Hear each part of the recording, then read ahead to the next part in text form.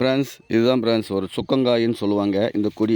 இது பாருங்கள், இந்த கொடி வந்து சுக்கங்காயின்னு சொல்லுவாங்க. ஆனால் இது வந்து வில்லேஜில் இருக்கிறவங்களுக்கு தெரியும், இது தெரியாதவங்களுக்கு தான் நான் சொல்கிறேன். இந்த காய் பாருங்கள்,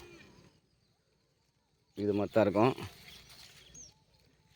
இது வந்து சுக்கங்காய். இது மாதிரி வந்து கலர் திரும்பி இருந்தால் நல்லாயிருக்கும்.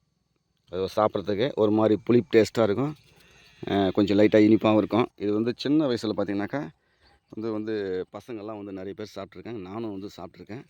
இது காய், இது கொஞ்சம் பழமாக இருக்குது. இது பழமாச்சுன்னா தானாகவே உந்துடும். இதை பாருங்கள், இதுவும் கொஞ்சம் பழமாக இருக்குது பாருங்கள். ஆனால் சாப்பிட்றதுக்கு ஒரு மாதிரி புளிப்பு டேஸ்ட்டும். இதை கட் பண்ணி காட்ட முடியாது, இப்போ நான் கடிச்சு வேணால் காட்டுறேன். இது பார்த்து தர்பூஸ் வர மாதிரி பாருங்கள்.